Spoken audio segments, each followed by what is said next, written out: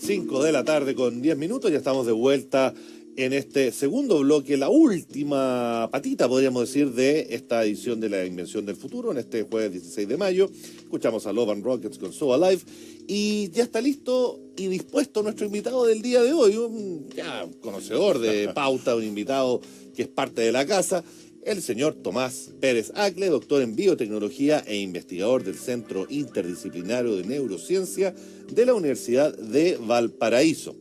Y en esta ocasión, Tomás está acá con nosotros porque él es el líder de un proyecto que está desarrollando para un software que va a imitar, estuvo originalmente para un software que imitaba el funcionamiento del cerebro humano y que está vinculado con la Fuerza Aérea Norteamericana. ¿Cómo va eso, todo esto? Muy bien. Acabo de ir a la presentación de nuestro Annual Program Review, que quiere decir que una vez al año te revisan para ver si te siguen dando plata. Claro. Y me dijeron que sí, que adiós, gracias. Resultados, sí, que los resultados eran suficientemente buenos, potentes, publicaciones, tesis de estudiantes, así que tenemos no solo un año más, sino que 3 años más de financiamiento. Y te lo diga el Ejército de Estados Unidos, más. Claro, la Fuerza Aérea. La Fuerza Aérea, ¿verdad? La Oficina de Investigación de la Fuerza Aérea, porque cada rama de las Fuerzas Armadas tiene su propia oficina de investigación. Un dato curioso, solo el programa que me financia a mí, que es el programa de biofísica, es decir, física aplicada a la biología, tiene tanto o más presupuesto que todo CONICET. ¡Wow! CONICET es la Comisión Nacional de Ciencia y Tecnología, que financia la mayoría de la ciencia que se produce en Chile. Increíble. Entonces, buen dato para tener una idea de la, una perspectiva. No, el caso es que Tomás está acá con nosotros por otro proyecto distinto que tiene que ver con una vacuna de información que busca combatir enfermedades infecciosas, por ejemplo, pero que tiene que ver también con el modelamiento de todo lo que se está haciendo a partir de las fake news, los antivacunas y todo eso. Explícame, por favor, de qué se trata esta brujería. Lo primero es que ambos proyectos están relativamente relacionados. Ambos se basan en lo que en general conocemos como inteligencia artificial. Sí, claro. Dicho eso de paso, no hay ninguna máquina inteligente, ninguna máquina ha sido capaz de las máquinas pueden aprender. Exacto, superar la que llamamos la prueba de Turing. Es decir, claro. Una persona interactuando con una máquina y que no se dé cuenta que al otro lado hay una máquina. Exacto. Porque como tú bien dices, las máquinas aprenden, las entrenamos para que ejecuten tareas. Paréntesis, hay una película muy buena al respecto que se llama Ex Machina, que está de hecho en Netflix, que buena. Justamente toca todo este tema que tú estás mencionando y que es fascinante. Sí, exactamente. Entonces, estos dos proyectos que tú mencionas tienen que ver con el trasfondo de cómo usamos computadores para entrenarlos para que hagan ciertas cosas. Claro. En un lado estamos imitando el funcionamiento del cerebro humano, particularmente de la retina, del ojo. Todo lo que tiene que ver con el deep learning. Claro. Y es una de las técnicas que se utiliza para entrenar estos computadores. Vengo del evento de Google en California, entonces todo el tema de inteligencia artificial lo tengo muy como flor de piel ahora. Está hecho un experto, entonces. Excelente. Entonces, y el otro caso es que este proyecto que tú mencionas es cómo ahora usamos estas capacidades de entrenamiento de los computadores ahora para simular no un cerebro o un ojo, sino una sociedad entera. Y en este caso lo que nos interesa estudiar es cómo nosotros podemos, y ojo el concepto, manipular la información, particularmente tú que eres periodista, cómo podemos nosotros manipular la información que le entregamos a la población ahora con un fin benéfico que es evitar la dispersión de una enfermedad infecciosa, una enfermedad que se contagia de persona a persona. Eso es súper importante, explicar que en general cuando una persona tiene una infección, una enfermedad infecciosa, por ejemplo un resfrío, yo vengo acá y te vengo a ver y estornudo, toso y te infecto a ti. Y tú infectas a otra persona y esa otra persona infecta a otra. Entonces, en promedio, cada uno de nosotros infectó a una persona. Cuando pasa eso, nosotros sabemos que lo que tenemos que hacer es sentarnos a esperar porque la enfermedad va a desaparecer por sí sola, porque el sistema inmune, capacidad que tenemos los organismos de luchar contra los agentes patógenos, las bacterias, los virus, a la larga se va a encargar de matar la enfermedad y no va a pasar nada. Pero cuando en promedio cada uno de nosotros infecta a 2 o más personas, ocurre lo que se llama una pandemia. Es decir, la enfermedad se esparce más allá del país o del lugar donde nace. Y hay pandemias que hoy día tenemos por todo el mundo. El resfrío común es una pandemia muy grave, el SIDA es otra pandemia muy grave, el sarampión está volviéndose una pandemia, está resurgiendo, la influenza, particularmente el sarampión por los grupos antivacunas, que tiene que ver con nuestro proyecto. Entonces, en ese caso, nosotros pensamos de que entregando información apropiada a las personas, nosotros podemos cambiar la conducta de las personas de tal manera de que ese número, 2 a 3 personas que infectan promedio, baje. Y en particularmente para aquellas enfermedades cuyo número de infectados en promedio es del orden de 2 o 3, sí nosotros podemos hacer un cambio solo por entregar información apropiada. Podemos cambiar entre 2 a 3 personas a 1. Y si hacemos eso, entonces no tenemos que preocuparnos, la enfermedad sencillamente va a desaparecer, producto del sistema inmune. O por último va a estar un poco más contenida. Y va a estar mucho más contenida. No puede ser aplicado a cualquier enfermedad, por cierto que no.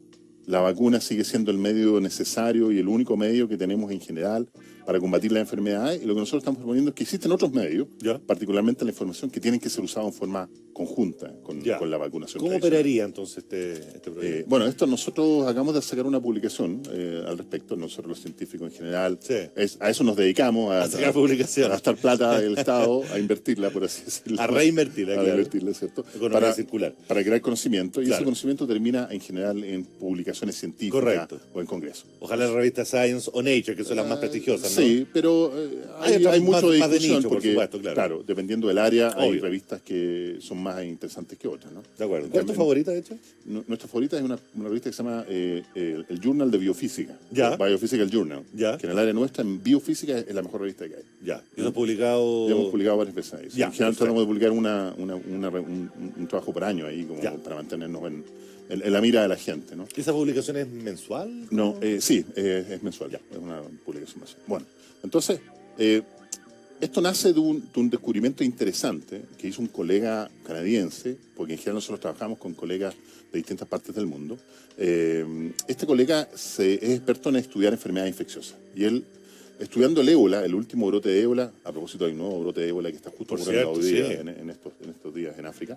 En el brote de 2014 y 2015 se dio una cosa muy extraña, que es que en general, por ejemplo en Sierra Leona, la cantidad de personas infectadas que moría producto de ébola en las zonas rurales versus las ciudades era casi el doble. En lo rural moría mucha más gente que en las ciudades, a pesar de que los esfuerzos médicos eran más o menos proporcionales, ¿eh? Entonces había algo por detrás que podía hacer que podía estar afectando este número. Entonces, ¿cuál fue el primer elemento que entró en consideración? Lo que llamamos nosotros una hipótesis, una pregunta, es la conducta de las personas, los ritos culturales. Por darte un ejemplo, en Sierra Leona, en las zonas rurales, a los muertos, tal como hacemos nosotros muchas veces en las zonas rurales en Chile, nos llevamos a los muertos a nuestras casas, los velan, pero no solamente los velan, los tienen a tú, sino que los tocan, los alimentan, los acarician, los besan. Forma parte del ritual que ellos tienen. Entonces una persona que murió de ébola sigue contagiando mientras su cuerpo no se degrade. Entonces resulta que con ese rito la gente se seguía contagiando. Perfecto. Otro dato interesante que también fue descubierto en el último brote de ébola es que las personas que se curaban, porque un porcentaje de las personas que contraen el ébola, producto del sistema inmune, de esta capacidad que tenemos para luchar contra los bichos, se recuperan, siguen contagiando por transmisión sexual varios meses o hasta un año después de haberse contagiado. Entonces, ahí tienes varios elementos culturales, varios elementos que pueden ser manipulados con información propicia para que la gente no se infecte. Entonces, dado esa hipótesis, esa pregunta de biología, nosotros en nuestro computador, con nuestros modelos de inteligencia artificial, lo que hacemos es construimos un país artificial. Y el país que construimos fue un país tipo Chile, con las 10 ciudades más pobladas de Chile, más o menos 10 millones de habitantes. La gracia que tiene nuestro sistema de modelamiento, que es bastante único en el mundo, y no tengo pelo en la lengua para decir eso. Por favor. Por lo menos las publicaciones que hemos sacado adelante así lo confirman. No nos han rechazado, por lo menos, esto que estoy diciendo. Podemos modelar a cada persona en forma individual, a estos 10 millones de personas, a ese nivel. Y podemos hacerlos gordos, altos, flacos, lo que se nos ocurra, digamos, mientras tenga sentido. Podemos pensar en el SimCity. Es un SimCity, de hecho. Bueno, que la interfaz gráfica nuestra es una bonita línea de texto, no tiene interfaz gráfica, son puros números, ¿no? Entonces, modelamos nuestro país y modelamos la situación que llamamos la situación normal o control. Es decir, un país tipo Chile, donde tiramos ébola a infectar a las ciudades y vemos qué pasa. Claro. 120 días, el 80% de la población estuvo de alguna manera en contacto con alguien que estuvo que está infectado. Claro. No necesariamente el 80% se contagió, sino que estuvo en contacto. ¿Qué datos usamos? Usamos los datos provenientes del último brote de ébola que nos lo pasa nuestro colega canadiense, Jonathan Ducho, que él lidera un equipo que se llama el equipo de respuesta a ébola. El cambio en lo que tiene que ver con modelos matemáticos. Entonces, él está hoy día trabajando con estos nuevos modelos, ¿no? Entonces, y la situación que nosotros queríamos probar es cómo se ahora a este SimCity, a estos agentes, le llamamos nosotros, que están en este país virtual, les damos información. Les decimos cosas muy simples. Evite el contacto con otras personas. Tan simple como eso. Pero es que esto, Tomás, me suena principalmente como una campaña de información. Claro, pero ahí aparecen preguntas súper importantes. Sabemos que la información es relevante, que tenemos que darla, pero ¿cómo la damos? ¿Cuántas veces tenemos que darla? ¿Por qué medios las tenemos que dar? ¿Cómo combatimos a los rumores?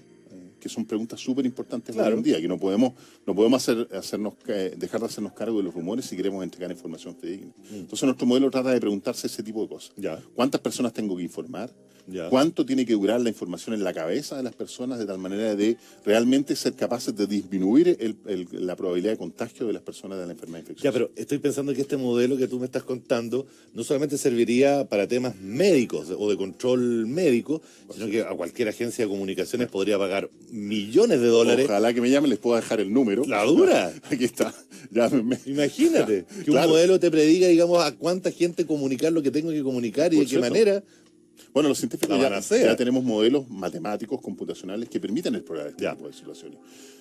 Nuestros modelos lo que te dan es una probabilidad de que esto ocurra, la cual es la probabilidad de que la gente se infecte ahora que la estoy informando. ¿Se acerca a eso o no la realidad? Bueno, no lo sabemos. Entonces lo que hacemos es generar miles de modelos distintos. Y estadísticamente probamos que en ciertas condiciones, cuando entregamos un tipo de información que dura tanto tiempo en la cabeza, las personas efectivamente la asumen y son capaces de evitar la infección. Y en términos como de datos duros. En ese mismo dato que te acabo de dar, en 120 días, nosotros redujimos del 80 al 20% de la población. Aplicando, digamos, esta red de comunicación. Este modelo de dispersión de la información. ¿Okay? Pero ahí aparecen preguntas de ahora, ¿cómo nosotros entonces usamos este tipo de modelos que ya conocemos? Hay modelos matemáticos que dicen cómo se dispersa la información en las sociedades, no lo inventé yo, están publicados hace un tiempo atrás. Sí, claro, y hay montones. Ni nuestros estudiantes, que dicho sea de paso, y es importante reconocer, son los estudiantes los que hacen realmente la ciencia, los que ponen en práctica la idea loca que se nos ocurren a los profesores. Ellos son los que están codeando y que están haciendo la pega. Claro. Después nosotros tomamos eso, escribimos un paper y hablamos bonito, pero hay que reconocer que ellos hacen la mayoría de la pega. Entonces, lo que nosotros tratamos de hacer con esto es probar cómo este modelo de información se dispersa en la sociedad y puede ser súper relevante entonces ahora para probar, como tú bien dices, cómo luchar, por ejemplo, contra fake news. ¿Cómo lucho con este modelo de información contra fake news? Bueno, existen ya modelos de cómo se dispersan la información falsa, porque la información falsa apela a la emoción. La información verdadera o fidedigna apela a lo racional. Bueno, hay estudios que dicen que justamente una fake news es mucho más compartible porque apela justamente más a esos modelos. Mientras que una noticia real es más esperable y por ende no genera tanta emocionalidad en el receptor. Porque el foco es distinto. El fake news apela a lo emocional y la noticia fidedigna o real apela a lo racional. Y nosotros estamos lejos de ser racionales. Ni siquiera los científicos nos podemos tildar de ser racionales. Correcto. Entonces, por eso tú te conectas a tu página web, de Facebook, a Instagram o lo que sea, y ves una noticia, una foto de un niño pequeño que tenía 3 años y estaba perfecto, y a los 5 años después de la vacuna de sarampión se convirtió en autista, y él lo está posteando su papá, y su papá lo lleva al médico, y el médico dice que es cierto, y aunque sea completamente falso, porque no tiene ninguna evidencia, te provoca una respuesta emocional y lo primero lo tengo que compartir, porque todo el mundo tiene que enterarse. Entonces, a la larga, la forma de contrarrestar esto es bombardeando a la gente con información que contradiga justamente eso. Claro, pero no que solo la contradiga desde lo racional, sino incluso desde lo emocional.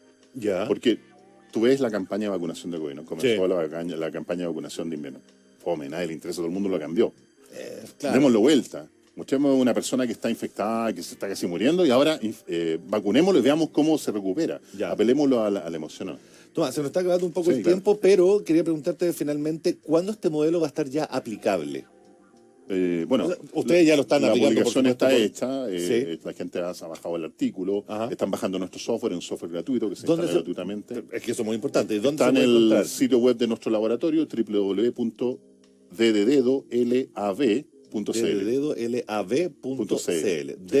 DLAV. Perfecto. Ahí pueden bajarlo, está en la publicación, está el software, bájenlo, jueguen con él, modelen todas las sociedades que quieran y dominen el mundo. Y dominen el mundo. Pucha, buenísimos, muy interesante. Oye, qué buena idea tuviste, Tomás, la verdad. Sí, bueno, suena sumamente interesante. Nosotros, Tomás Pérez Agle, doctor en biotecnología, investigador del Centro Interdisciplinario de Neurociencia de la Universidad de Valparaíso, estuvo acá en La Invención del Futuro presentando su nuevo proyecto de la vacuna de la información, como la ha bautizado, ¿no? Sí, no fui yo por Buenísimo, los así que periodistas. felicitaciones una vez más, mucho éxito con ello y Gracias. espero que nos veamos próximamente también Ojalá. en una nueva edición acá de La Ojalá, sí, Invención del Futuro. Y nosotros, bueno, ya son las 5.